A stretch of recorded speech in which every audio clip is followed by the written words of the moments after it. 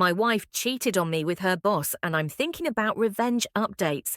These are the events of the worst day of my life. My wife, my confidant, my best friend, the person that I thought would be there for me no matter what, became my enemy that day. My wife hated me and wasn't afraid to tell me that day, days before. She wouldn't have dared to tell me that she hated me. I was confused and I did not understand what was happening. On that day, I felt like a child whose parents were abusing them, and all they wanted was to be loved. To summarize, things my wife called the police on me, left the home that we picked out and purchased together, left our children, and then she went to have sex with and spend the night with another man. We had been married for 10 years and had 2 children together at the time. I did not know. That's what was transpiring as I sat broken in the home that we built together. I began putting the pieces together. I knew what was happening, in all honesty. I had known for weeks. But I had refused to admit it to myself. The signs were all there. But I gave her the benefit of the doubt, and I refused to see what was happening right in front of my face. The only issue is at that point I didn't know with whom it was happening. I thought I was with her friend Mel from work, but it turned out to be her boss. She did an excellent job of hiding in plain sight and throwing me off of her trail. Her lies mixed with the trust that I had in her made it hard for me to pinpoint what was going on. All I knew was that my marriage was unraveling in front of me, and I was scared. I felt helpless. Little did I know I really was helpless.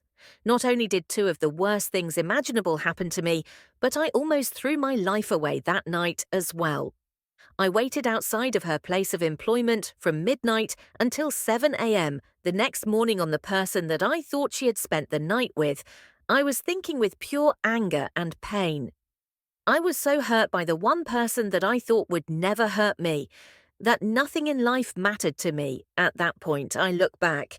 I am so thankful for the way the events of the following morning transpired. Had any choices been made different, I could possibly be writing this from a 10 by 10 cell. The day that turned out to be the worst day of my life had been building for many months. By the time I realized what was happening, it was already too late to stop the train that was already in motion. My wife had already been with this other man sexually multiple times. By this point, she had already fallen for him. She did not have a plan of how to move forward, but she was certain that she didn't want me any more in my heart and mind. I searched for what I had done to deserve this. Even though it has been months, I can still remember that day like it was yesterday. We got into an argument over nothing. She pushed every button I had until I grew frustrated and angry. She called the police. They arrived, and then she left and went to another man's house. I did not see her until the next morning, to add insult to injury. Today I was searching for study music to download. I have to download music in advance because a lot of time the connection in my study room is too slow to stream well. As I'm searching, I came across her favorites playlist. It's a reminder and a blueprint to what was going on with my wife, and how she felt looking at the songs and the timeline. The lyrics hurt like a mother effer. The first liked song of the Affair era on her favourites list was Love Bites by Def Leppard from there. If you're looking at it from the perspective of a betrayed husband, it only gets worse. Martin Vide, Poison. And then we get to Love is in the Dark. Further up the list, we get to the song by Paya Mia, Let's Do It Again, where she's talking about her one-night stand and how she wants to do it again. Then I See Just a Kiss. I imagine this song was favorited around the time that my wife had her first kiss with another man. That wasn't me. It's painful to see. To be honest, I can look back and realize that this had progressed, and that was the moment when I should have started seeing things. But I didn't. I honestly should have seen things long before this point. From that point forward, my wife is no longer mine. Her thoughts, emotions, feelings were all geared toward another man, as the playlist gets to the song Tomorrow by Chris Young. I don't know if that song was saved for me on her mind or with him on her mind, but the lyrics tonight, I'm gonna love you. Like There's No Tomorrow leads me to believe that she was thinking about him as the playlist continues. I could tell that my wife's feelings and opinion of me were changing. Initially, she was awestruck with her new interest, so that's the focus of the songs. The Affair era playlist started with lust and excitement, but as time went on, it got sadder. I could see in the music what my wife was feeling. She was hating me. She was thinking that I was different now. She was over me, and she was wanting things back to the way they used to be. She was done with me. The music tells the tale. The thing is, I hadn't changed no more. So than people in long relationships, what was changing was her view of me. And it was a warped view because of her affair. She was convincing herself that I was a horrible person, a horrible husband, that I didn't love her. This was the furthest from the truth, but it's what she needed to tell herself to be able to keep up her affair. My wife changed her hairstyle, which she had not done in over a decade. My wife began wearing makeup, which she had never done. She bought perfume. The other change which I didn't notice was that she began paying less attention to me. She started being angrier toward me I was losing, and eventually lost her. She told me on the day that we got married that she would love me forever. But it wasn't true. On that day, I realized she did not love me. I don't doubt whether she once did, because I believe that she once did. But on that day, it was gone. She was daydreaming about another man. She was fantasizing about him. She wanted to be with him when she was with me when we were together. She wanted to talk to him when she needed a shoulder to cry on or someone to talk to. She ran to him. And not me. Update. Should I fake it? What's love got to do with it? So last year I was cheated on by my wife, who I had been married to for a decade. I discovered her infidelity close to a year ago. She had a month-long affair with her boss, which culminated with them sleeping together multiple times. Flash forward to today. I have a very good job that I love, but it requires that I travel extensively most of the time. It's just a week or two a month. However, a recent project has required that I'd be out of the country for a couple of months. This project is not complete, and I am a few days away from returning home. The issue is that for the first time in nearly a decade and a half that I have known my wife, I'm not excited to see her. I'm actually regretting having to see her. I really don't miss her. I miss the comfort of my home, the comfort of having someone to be affectionate with, but I don't miss her. I miss our children tremendously, though the time away from the kids we have together is agonizing. I have been playing in my head what activities I will do with them when I get home to make up from being away. So the question is, should I fake my love for her? If I fake it, will I eventually feel it for real? Before discovering her affair, she was my world. I viewed her as if she hung the stars. She could do no wrong. Now I question everything she says. I get knots on my stomach when I give her compliments that are expected from a husband. Before I left for these few months, I did not feel this way. I was extremely hurt. I still am confused, sad, bewildered, lost even now. I just seem to be more mad than anything else. Mad at her for being so selfish. Mad at myself for wanting to work it out after the ultimate betrayal.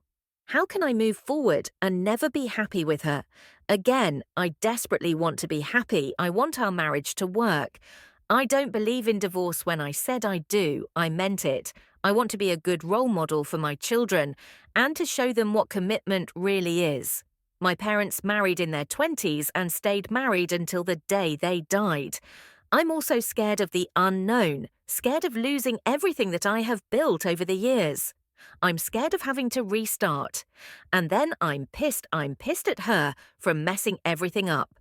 Pissed at her for putting me in a position of having to sacrifice my moral and ethical code to be with someone. Pissed at her for putting me in a position to potentially have to start over. I don't love her right now. Should I stay and fake it until I do? Will I ever love her again? On the flip side, the distance seems to have made her grow much fonder of me. She seems to be in a better place and seems to be genuinely in love with me again. However, when she says things like, "I will love you forever," it's all I can do to not remind her that she already broke that promise. Once update, she's doing everything right, but I still want to be mad. It's been 2 years since my wayward spouse started her affair. In the immediate discovery of her affair, we both made all kinds of mistakes and caused each other more trauma than necessary. Recently, last 12 months or so, she's been doing everything right. Her attitude is different. She checks in, she calls, she plans family outings, and then just couples outings. She isn't angry all the time. Her approach to disagreements is to try and see my side before she reacts. If I'm being honest with myself, she's doing everything right now anyway. I still, however, find myself mad to the point of telling myself that I hate her throughout the day, where I used to brag to my coworkers about how awesome my wife was now. I never mention her to anyone, and when a thought pops into my head, that's positive about her. Throughout the day, I can't shake that voice in my head that says I hate that blank. I am worried that this self-talk is affecting our recovery, but I don't know how to silence it when I drive past the place that she worked during the affair. Her affair was with her boss. I can't help but get filled with rage. For a period, we were doing really well with our recovery. We were getting back on track. But recently this anger was really affecting me. I'm mad with myself for begging her to stay with me after discovering her affair. Even typing it now makes me feel like less of a man. I am angry that I was able to be so affected by another human. I'm angry that the one person that I trusted more than anyone else on this planet betrayed me. And I'm angry that I have lost faith in humanity as a whole.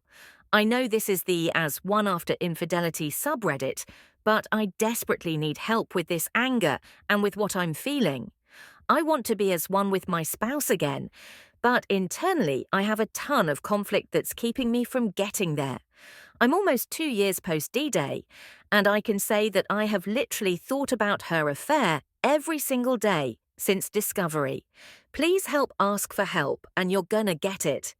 Here's a message from a throwaway account. I'm a wayward spouse, so have no moral authority here. But I was watching a comedy special of all things the other night, and the comic said something to me that really resonated. She said, "We learn from the part of the story that we focus on. When you think so much about your wife's affair, you keep relearning the same lesson that she's capable of doing, terrible things to you. That nothing's the same, that she hurt you so much. I know how it feels, almost impossible not to think about those things. And there are so many triggers, but perhaps trying consciously to refocus your thoughts every time you start thinking about what went wrong to thinking about what she's doing right and how much she wants to be with you and how much she's trying to grow and be a better person for you. And when you think about how gullible or humiliated you feel, think about how strong and brave and committed to love you are for trying to make this work. Focus on the parts of your story that you want to learn from and take with you into the future. I think what you want to learn from this is that your marriage is so important and your love for each other is so strong that you're both willing to wade through all kinds of pain and crap to make it work and come out stronger. That is an amazing marriage. That's the story you want to focus on. Update cheating and the trauma afterwards. Worse than war trauma. I'll start by saying that my wife had an affair with her boss at work 3 years ago. I remember the day down to the second when I found out what was happening with that. Said I will also add that I am a combat veteran with 19 years of service and 6+ years in combat zones. The trauma from war pales. In comparison to dealing with my wife's affair, I was prepared somewhat for war. I went through it with friends. I knew that no matter how bad things got, I'd either be dead. I'd have people there to get through the suck with me. Even once I get back talking about my experiences to friends or therapists is no issue. Dealing with my wife's affair has been about the opposite of that. As things can get, it has been completely isolating. I can't talk about it with a family or friends for one. They'd wonder why I'm still with her and how someone who is so outwardly strong and successful as I am would stick around after her affair next is the fact that it's completely emasculating the entire experience, made me feel lower than whale dung at the bottom of the ocean. Next is that I'm just sad all the time now. The person who was my rock for so long. The person that I trusted with my deepest, darkest secrets.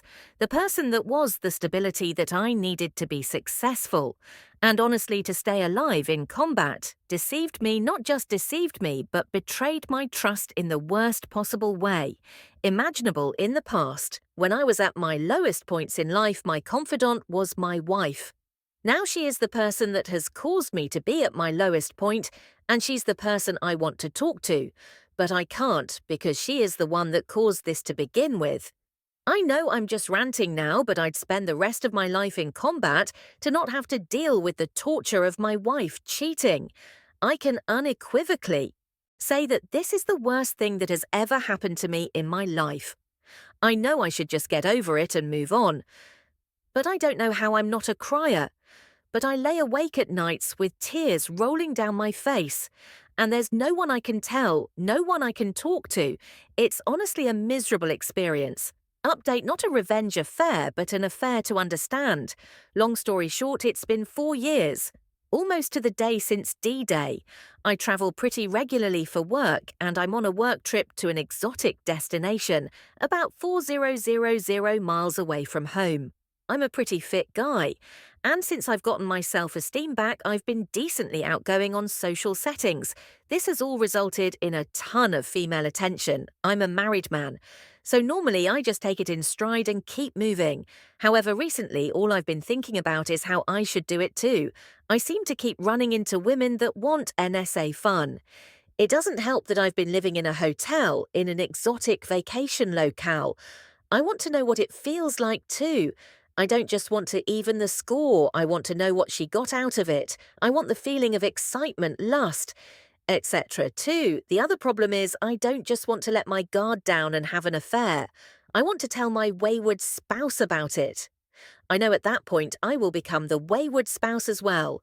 I know it's wrong, but my wayward spouse already desecrated our vows. She already broke our agreement. So why shouldn't I be able to do the same? I only get one life, and the fairy tale is now over. I will never be able to have one marriage where both partners are faithful until the day they die. At this point, I'm just robbing myself of happiness, and I ask myself, for what? Let's see. What other comments we got on this story? Badgerbrush20 says, just read your previous post. You want to stay together for what you are. Torturing yourself. You are staying together for the kids and your vows. You never broke the vows she did. What example are you setting for the kids? How to be miserable and unhappy and sucking it up?